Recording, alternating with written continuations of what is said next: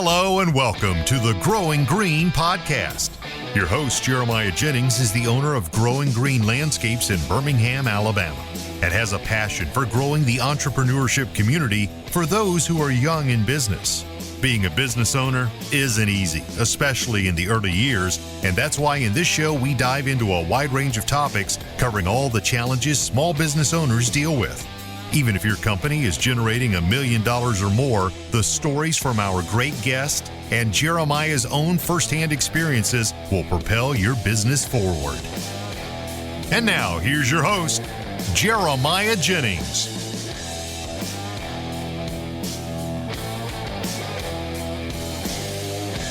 What's going on, everybody? Thank you so much for tuning in. Welcome to today here on the Growing Green podcast. It's your host, Jeremiah Jennings, and I am super pumped to come to you today with another fresh new Wednesday show.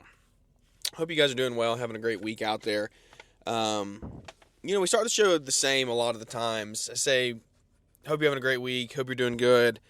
I truly mean those things. I really love you guys. I care about the community that we've built here within the podcast, and I appreciate you. Every, 2-3 months, I just want to say thank you because I don't want you to think that, your listenership goes unnoticed, your support goes unnoticed, because it doesn't. You help us continue to be able to do this, and by you using our codes and supporting us here, listening and sharing the show on socials, that is how when you're with your friends, that's how we grow. And so thank you for that. I just want to say, truly a heartfelt moment of gratitude and thank you. We couldn't do it without you. Before we get going, I do want to let you know that we are rocking and rolling inside of LMN right now. It is wide open. And last year I was beginning the onboard process a month ago. So I was still fresh in it. I was still learning it. If I can do it, you can do it too. It's not going to be easy onboarding in spring by any stretch, but I did it. I got through it, and now I operate it pretty well. We've got a lot more to learn in there, but as far as the day-to-day flow goes, I operate pretty well. And so, like I said, if I can do it, you can do it. I hope that you take the time to do your research, see the things that you need in your business, and make the changes for them. If it's LMN, if it's a new mower, if it's new people, find those things, implement in your business. If you choose to go the LMN route, Jeremiah, code Jeremiah will save you 10% there on the software. It'll also save you 10% on Greenius. So I hope that you can utilize that if you do decide to go that way. If you have any questions about LMN, please let me know. I'll help you any way that I can. But we truly love it. I wouldn't talk about it if I didn't like it and didn't use it, and so I promise you, you will not regret it. Little Pick Me Up Wednesday show here. That's kind of what I've been doing the last couple of weeks here, is just midweek. Nobody should be burnt out yet, right? A lot of people are just getting started up north. I know Brian and them in Michigan, y'all are just starting mowing this week, and so that's crazy. We're 2 months into mowing.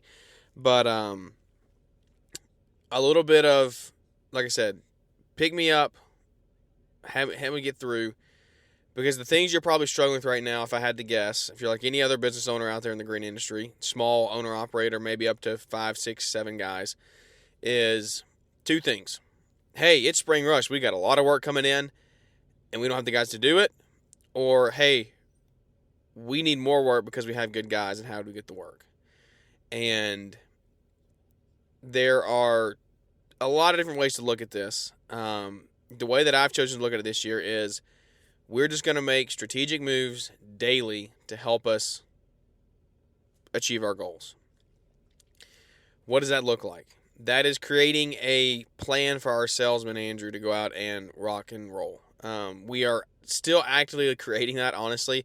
He's new to the industry, so he has background in sales, selling roofs. It's a little different. So he's never done it in a structured company like this before. So we're building this out, seeing what works, just gonna rock with it and see what we can do and figure out along the way. And so it's gonna be an interesting next couple months, just to be honest, to see how we get this rolled out, how we get it dialed in, because it's a lot of money we're spending, right? But I knew this was a jump we needed to make. And the issue that we've had is it's not an issue, it's just we did things a little bit back words, if you could say, bass backwards. We hired the sales guy before we had the people to do the work. Most people have the people to do the work. They have so many guys that needs the work, but then they go hire a sales guy, right? Because they need more work. We did it a little backwards this year. So we've been backfilling, hired a salesman, awesome, fits the role, fits the company, like fantastic. And now we're backfilling with people to keep their operations up to par. Because this is a well-oiled machine if it's run right.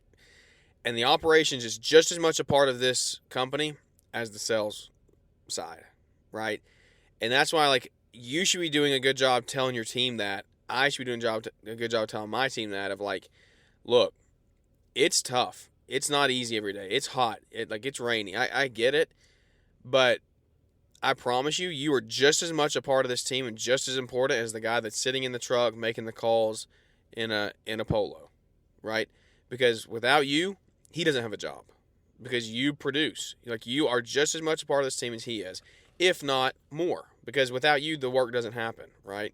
Then you can come back and say, well, without him, we don't have work. So it is literally a well-oiled partnership. So make sure and emphasize that. If you get to the point where you're like, hey, we have salesmen, we have whatever, try to look at that and see. Because I would love to talk to a little bit larger companies, guys who have multiple sales guys. Like, that's a true, like, multi-tier role in the company.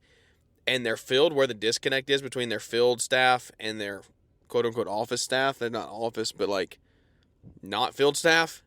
And see what the relationship is like, what the dynamic is like. Because I'm going to try to nurture that and build that. And I hope that I can do a good job at it. So we hired the sales guy. And now we build the people out. So we're building the people. You've heard us talk about people the last couple shows. I'm not going to harp on that too much today. But we are at a good spot. We need to hire one more probably, and then we're ready to really rock and roll. So now it's time for sales to let loose, and let's start filling a pipeline. So I'm excited for that. It's an exciting time to be a part of our company, just truly and honestly. We're in the best spot we've been in a while, as far as like vision, where we're going, and how we're going to get there. Like, we are putting those things in place. We had a rough winter financially, and it's just been like, everyone goes through it, right? Everyone has that stuff. I'm not gonna sit here and sugarcoat it and be like, oh, we're doing great, right? Like, we had a rough winter financially, and so we're kind of coming out of that, getting things streamlined, getting pipeline built to come out and crush this year, and then continue to stay strong moving forward. So I'm truly pumped for our future in our company, and I hope that you can build the vision for your company so you feel the same way. Because, like, there's no one stopping us from where we're going at this point. There's really not. Like, I have no one can stand in front of me and say, hey, you're not doing this right now. Like, that's not, we'll figure out a way to get through it. We will figure out a way to get through it. We're adding equipment, we're adding trucks, we're adding all kinds of things to help our business grow. And a lot of times it is scary. It's not always easy. You start taking on equipment and payments and loans, and you're like, man, we got a lot of work to do. And yeah, we do have a lot of work to do, but guess what? That's how we're going to keep our people built. How we're going to keep our people staffed, and that's how we're going to continue to just grow from the inside out. So, excuse me on that. I've got some kind of a little head cold. I think we talked about this on a show before. I've never had allergies in the history of my life ever. Like, I'm 25, never had an allergy issue. This year, they have hit me like a ton of bricks. I don't know why. I don't feel bad at all, but it's just a continuous, my nose is just running, congestion. It's like, oh my goodness, can this not go away? And I thought it went away like a week and a half ago, and then it came back, and I'm like, please get this over with. So, anyway, nobody's going to stop us. We're going to keep growing, and I know that you can do the same thing. You have two issues right now. Got a little sidetracked. Well, short show, we'll wrap this up here and quit rambling. You have two issues. You either have so much work you can't get it done because you don't have the people. So let's look at that for a minute. You have so much work. Awesome. Keep building. Keep building. Keep adding pipeline, right? If you're getting decent sized projects where you can say, look, I'm out 6 weeks, then say I'm out 6 weeks and take the job on. You can't say I'm out 6 weeks for a 3-yard mulch job. They'll just go get anybody to do that usually. Unless you sell the value of your company, right? And they want to work with you and you only. Now that's a little crazy for a 3-yard mulch job. I just imagine, like in our area, people just go find someone else. Maybe that's me saying not doing a good job selling our company, right? Maybe that is me, and maybe that's my issue. But I try to get anything like that. We try to get it in with like a week or a week and a half to 2 weeks. You started getting into landscape installs, quote unquote, design build work. Like you can push yourself out a little more. You have a good backlog there, which is nice. But if you have a people problem, that could be an issue. That could be a solution to your problem, hopefully, is just book out a little longer. But what's the overarching issue? The overarching issue is you're not hiring good people. So what do your job ads look like? We talked about that. I think I've shared on the show. I used Indeed, and I had 90 applicants in 3 days because I wrote a really, really good job ad. I put pay ranges on there. Like, I gave them their path for growth. I gave them, like, all the things that they need for somebody to come in with a career mindset to build. Like, that job ad got us 2 good guys. One of them left a career in another industry to come do this. And it's like, holy cow, let's go. Like, that is what we need. We're not just pulling somebody up with no, like, advancement, no will to do anything. He was working. He was doing great. He was excelling in his career. And he said, you know what? No, this is a cool vision. I want to go here. I like the landscape industry. Let's do it. And so just be looking at that. If you say you have no people, what is the reason for that? It's probably you. You're probably the reason. And you may have a bad person, right? You may have someone in your company that is not a good fit, right? So you want to blame them. But you have to blame yourself because you should never hire them in the first place. Okay? That's your issue.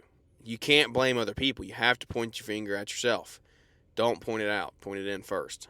You've heard the thing. You got 1 pointing out, you got 4 pointing back at you.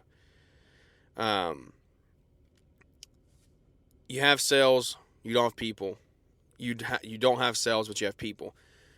Marketing is a crazy thing. I still, to this day, do not have a legitimate marketing plan in place, transparently. I don't have hey, we're going to spend this much a month on Google ads, this much a month on Facebook ads, this much a month here.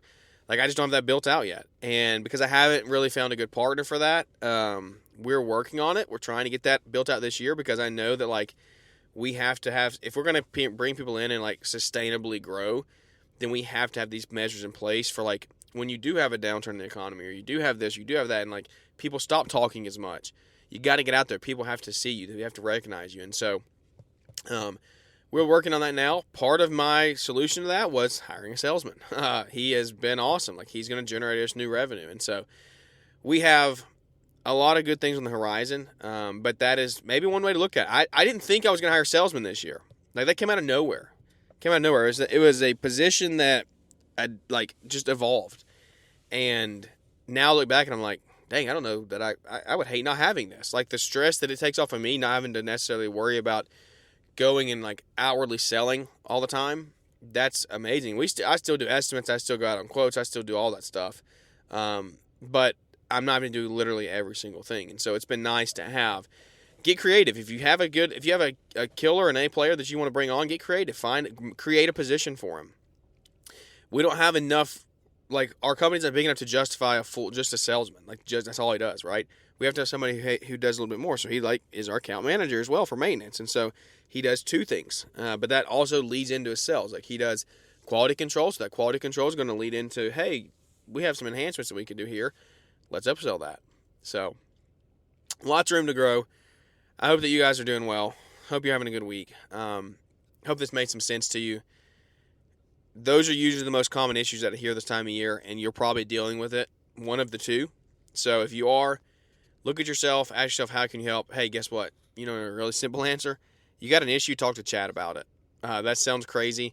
Talk to ChatGPT about it. Turn the mic on, literally have a conversation just like I'm having right now. I was driving down the other day. I had a 30-minute conversation about an issue that we were trying to solve. 30 minutes, just back and forth, talking with that. And it's like, it came away with a pretty good solution for it. So, there are plenty of ways to figure out problems in today's world. 70% of them are free. 30% you pay for. I do both. And so, I'm excited to see our company grow. I hope yours is going to grow this year as well. If you continue listening to our show, to other shows in the industry, you implement these things, your company's going to grow, guys. I promise you. So, I appreciate you tuning in. Y'all have a great Wednesday out there if you're listening real time. If you're not, catching up, whatever day of the week it is you're listening, hope you have a good one. We'll catch you on Friday, guys. Thanks for tuning in. We're just going to wrap this one up. And we look forward to catching everybody here on the next one. Thanks for tuning in to the Growing Green podcast. It is an honor to have you listening, and we hope you receive valuable advice to help take your business to the next level. Don't forget to follow the podcast so you'll be notified when our next episode drops.